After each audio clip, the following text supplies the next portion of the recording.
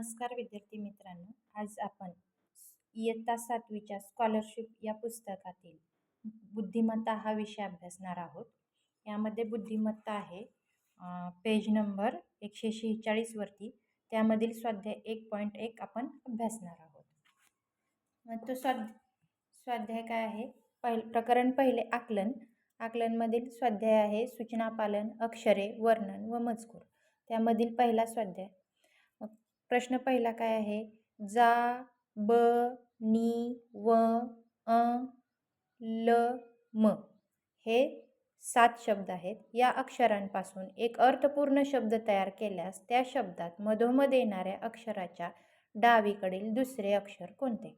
आता हे जे 7 अक्षर दिलेले आहेत त्या अक्षरांपासून आपल्याला एक अर्थपूर्ण शब्द सुरुवातीला बनवावा लागेल आणि मग आपल्याला उरलेलं उत्तर काढावं लागेल. मग अर्थपूर्ण शब्द तयार केल्यास मग अर्थपूर्ण शब्द तयार काय होतो बघा. अक्षरांवर नीट नजर टाकली तर आपल्याला काय शब्द मिळतो? अम, म, ल, ब, जा, व, नी हा शब्द मिळतो. तो शब्द मी इथं सुरुवातीला लिहून घेते. कुठला शब्द मिळाला आपल्याला? अम, म, ल, ब, जा, व, नी. यानंतर अर्थपूर्ण शब्द तयार केल्यास त्या शब्दात मधोमध येणाऱ्या अक्षराच्या मधोमध येणारा अक्षर कुठला आहे? इकडे 2 सोडले, इकडे 2 सोडले, इकडे 1 सोडलं, इकडे 1 सोडलं. मधोमध येणारा अक्षर काय तयार मिळाला आपल्याला? ब. मग या मधोमध येणाऱ्या अक्षराच्या डावीकडील दुसरे अक्षर कोणते? मग आपल्याला माहित आहे हा हात आपला काय असतो? आपला जो डावा हात आहे तीच दिलेल्या प्रश्नामध्ये डावी बाजू धरायची ना आपला जो उजवा हात आहे तीच या प्रश्नामध्ये उजवी बाजू द्यायची. मग ब अक्षराच्या डावीकडील दुसरे, मग ब च्या डावीकडील हा डावा हात आहे. डावीकडचे 2 दुसरे अक्षर काय तयार झाले? हे पहिले, हे दुसरे. दुसरे अक्षर काय मिळाले आपल्याला? म. मग डावीकडील दुसरे अक्षर कोणते आहे? म. मग पर्याय किती? पर्याय क्रमांक 2 मध्ये म दिलेला आहे. मग आपलं उत्तर काय येणार? पर्याय क्रमांक 2. त्यानंतर प्रश्न दुसरा. मंगळयान हे भारताच्या तंत्रज्ञान प्रगतीतील एक मानाचे पान आहे. या वाक्याच्या सुरुवातीपासून 6व्या शब्दाच्या डावीकडील 4थ्या शब्दाच्या उजवीकडील दुसरा शब्द कोणता? आता बघा आपण थोडा प्रश्न सोडवत जाऊ. मंगळयान हे भारताच्या तंत्रज्ञान प्रगतीतील एक मानाचे पान आहे. हे वाक्य आहे. या वाक्याच्या काय सांगितले? सुरुवातीपासून 6व्या शब्दाच्या. सुरुवातीपासून 6वा शब्द कुठला? हा एक, पहिला, हा दुसरा, हा तिसरा, चौथा, 5वा, 6वा. सुरुवातीपासून 6वा शब्द आपल्याला काय मिळाला? एक. 6व्या शब्दाच्या डावीकडील मी काय सांगितलं? आपला जो डावा हात आहे तो तीच डावी साईड धरायची, उजवा हात आहे तोच उजवी साईड धरायची त्या शब्दाच्या. मग ह्या शब्दाच्या डावी साईड म्हणजे ही झाली आणि उजवी साईड म्हणजे मानाचे पान आहे ही झाली. 6व्या शब्दाच्या डावीकडील 4थ्या शब्दाच्या. आता 4था शब्द कुठला? 1, 2, 3, 4. 4था शब्द काय आला? हे. हा झाला 6वा शब्द, हा 4था शब्द. 4थ्या शब्दाच्या उजवीकडील दुसरा शब्द कोणता? आता ह्याच्या उजवी साईड झाली ही, आपण ज्या हाताने जेवतो तीच. डावा हात, उजवा हात. मग ही उजवी साईड. मग ह्याची उजवी साईडला काय येणार? 1, 2. कितवा शब्द? दुसरा शब्द. पहिला, दुसरा. कुठला शब्द आलाय? तंत्रज्ञान. म्हणजेच प्रश्नाची फोड करून आपण प्रश्न जर सोडवत गेलो तर आपल्याला लगेचच उत्तर मिळतंय. मग प्रश्न आपल्याला उत्तर काय मिळालं? तंत्रज्ञान. तंत्रज्ञान किती नंबरला आहे? 4 नंबरला. म्हणजे उत्तरामध्ये तुम्हाला पर्याय क्रमांक 4लाच गोल करावं लागेल. या प्रश्नामध्ये फक्त तुम्हाला डावी साईड कोणती आणि उजवी साईड कोणती हे समजणं गरजेचं आहे. कुठला का शब्द दिलेला असताना त्याच्या डावी साईडला म्हणलं की आपल्या डाव्या हातापासून मोजायला आपला डावा हात ज्या साईडला आहे त्याच साईडला मोजायला चालू करायचं 1, 2. आणि उजव्या बाजूला म्हणलं की आपला उजवा हात ज्या साईडला आहे त्याच बाजूला मोजायला चालू करायचं त्या शब्दापासून. It's okay. त्यानंतर पुढील प्रश्न. प्रश्न तिसरा. समजूतदारपणा या शब्दातील उजवीकडून 5वे आणि डावीकडून 3रे असलेले अक्षरे अनुक्रमे कोणती? आता बघा समजूतदारपणा हा शब्द आहे. या शब्दातील उजवीकडून 5वे. आपला उजवा हात कुठला आहे? हा. मग उजवीकडून मोजायला चालू करायचं. 1, 2, 3, 4, 5.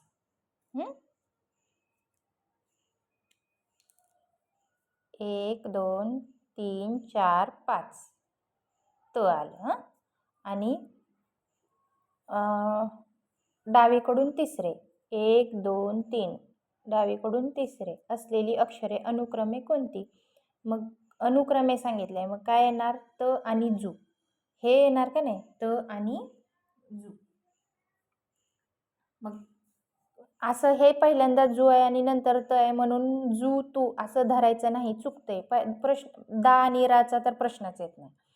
आलेल्या कोणत्या कोणत्या शब्द आहेत? त आणि जू. मग जू आणि त. जू पहिल्यांदा आलंय का? आपल्याला काय वाटलं? उजवीकडून पाचवे पहिल्यांदा विचारलंय. उजवीकडून पाचवे पहिले काय आहे? त. आणि नंतर डावीकडून तिसरे काय आहे?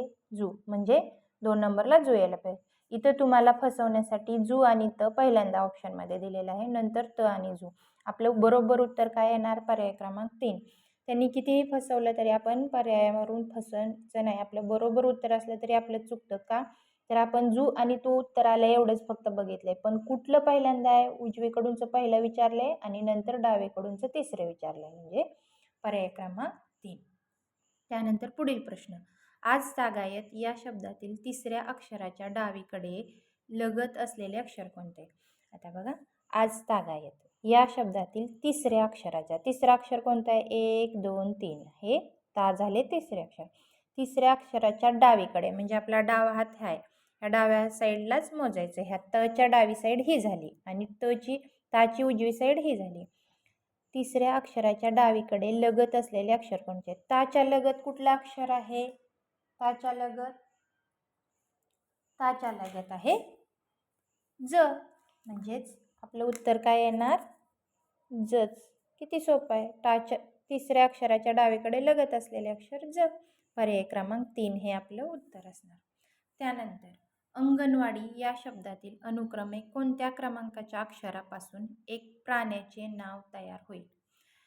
आता बघा, इथे ऑप्शन दिलेत त्याच्यानुसारच जावं लागणार आपल्याला. पहिल्या ऑप्शनमध्ये 2 नंबरचा आणि 3 नंबरचा, याला नंबर देऊ. 1 2 3 4 5 5 अक्षरे आहेत. मग 2 नंबरचं काय आहे? ग. आणि 3 नंबरचं काय आहे? न. गण. प्राण्याचं नाव आहे का? गण कुठल्या? नाही. आता 4 नंबरचं कुठलं आहे? 4 नंबरचं वा. आणि 2 नंबरचं कुठलं आहे? ग. वाघ असते, वाघ असते का? नाही. म्हणजे हे पर्याय 2 पण चुकीचं आहे म्हणायचं. आता त्यानंतर 2 नंबरला काय आहे? ग. आणि 4 नंबरला काय आहे? वा. गवा प्राण्याचे नाव आहे का नाही? म्हणजे आपल्याला बरोबर उत्तर पर्याय क्रमांक 3 मिळालेलं आहे. तरी पण आपण पर्याय क्रमांक 4 पण चेक करून बघू. 3 नंबरला काय आहे? न. आणि 2 नंबरला काय आहे? ग. न ग असतं का? नाग म्हणलं तरी पण चाललं असतं आणि त्याच्यामध्ये पण नळाच असतो, हे बाणेचा नसतंच. म्हणजे आपल्याला बरोबर उत्तर कुठलं भेटलं? पर्याय क्रमांक 3. एका गवा हे एका प्राण्याचे नाव मिळाले आहे. त्यानंतर पुढील प्रश्न. 6व्या प्रश्नामध्ये काय दिलेलं आहे? जीवनावश्यक या शब्दातील उजवीकडून तिसऱ्या अक्षराच्या डावीकडील दुसऱ्या अक्षराच्या उजवीकडील तिसरे अक्षर कोणते? आपली उजवा हात जे साईडला आहे तेच साईड म्हणजे ती उजवी साईड आणि तिथूनच मोजायला चालू करायचं. आणि डावा हात ज्या साईडला आहे त्याच बाजूनं डाव्या मोजायला चालू करायचं. ती डावी साईड असते त्या दिलेल्या प्रश्नातील शब्दाची किंवा लाईनची. मग आता क पासून आपण मोजलं इकडं तर ही झाली आपली उजवी साईड आणि इकडून जी पासून मोजलं तर ती झाली डावी साईड. मग प्रश्नामध्ये फोड करून प्रश्न वाचायचा म्हणजे उत्तर मिळायला सोपं जातं. या शब्दातील उजवीकडून तिसऱ्या अक्षराच्या उजवीकडून तिसरा अक्षर कोणता आहे? 1 2 3 व. डावीकडील दुसऱ्या अक्षराच्या, आता ह्या व ची उजवी बाजू आणि डावी बाजू काढायची. ही झाली उजवी, ही झाली डावी. आपला हात डावा हात ह्या वच्या इकडं आहे म्हणजे हीच आपली डावी बाजू. उजवीकडून तिसऱ्या अक्षराच्या डावीकडील दुसरं अक्षर, डावीकडील दुसरं अक्षर काय? 1 2 हे झालं डावीकडील दुसरं अक्षराच्या उजवीकडील तिसरे अक्षर कोणते?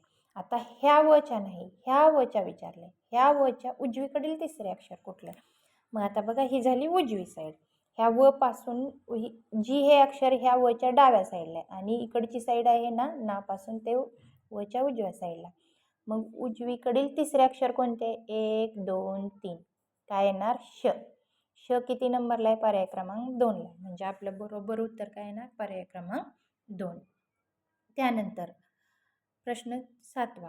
रूप, रंग यांपेक्षा धैर्य, जिद्द, परिश्रम करण्याची वृत्ती, पक्का निश्चय हे श्रेष्ठ गुण आहेत. या वाक्यात किती जोडाक्षरे आलेली आहेत?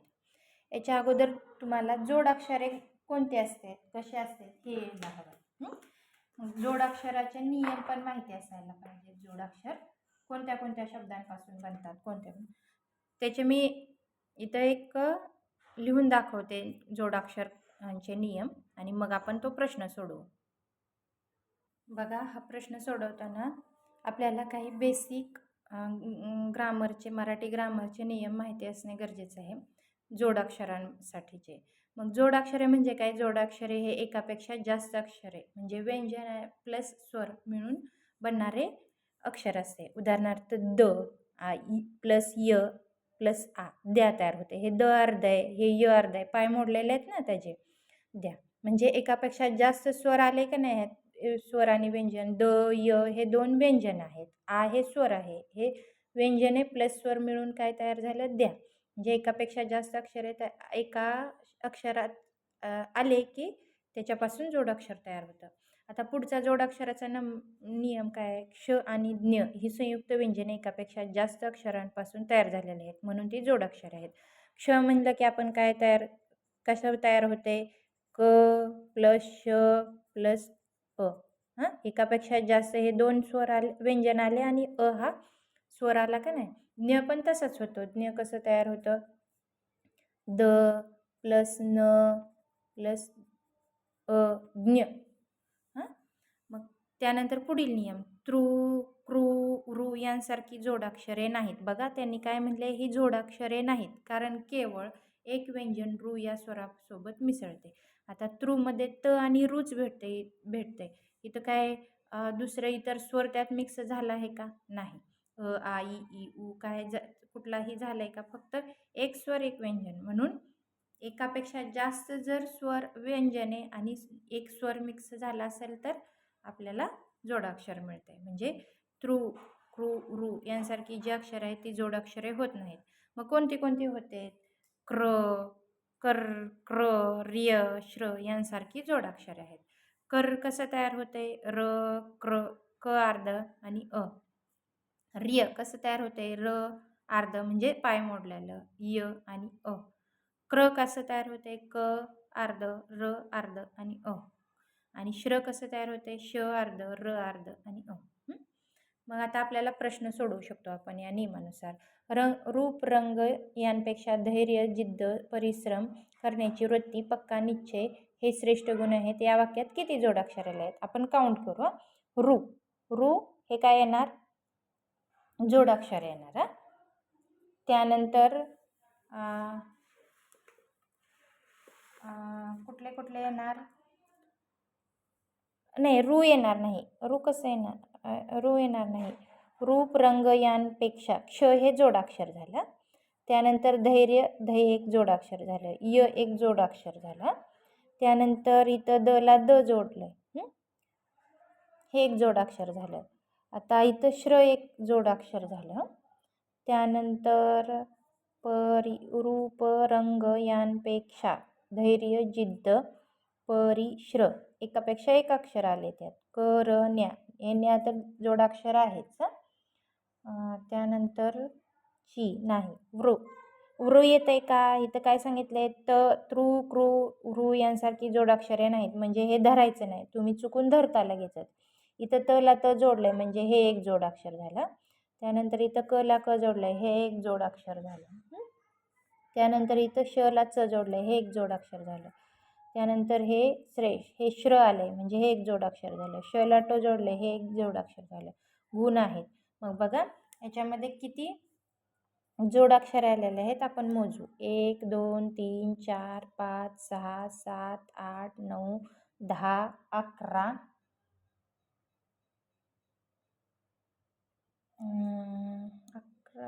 बघा, चेक करू आणखीन एकदा.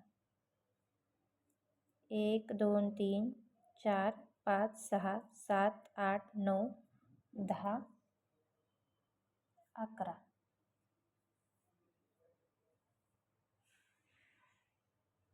सॉरी, मी तर हे ध वर 2 मात्रे पण धरलेलं आहे. मग चुकून मग किती झाले? 10 तयार झाले. मग एकूण जोडाक्षरे किती आहेत? 10. 10 कोणत्या पर्यायामध्ये? पर्याय क्रमांक 3 मध्ये. अशा प्रकारे आपण स्कॉलरशिपच्या 7वीच्या पुस्तकातील बुद्धिमत्ता या विषयातील 1 ते स्वाध्याय 1 मधील 1 ते 7 गणित अभ्यासलेले आहेत. या पुढील उदाहरणे आपण पुढील भागात अभ्यासू.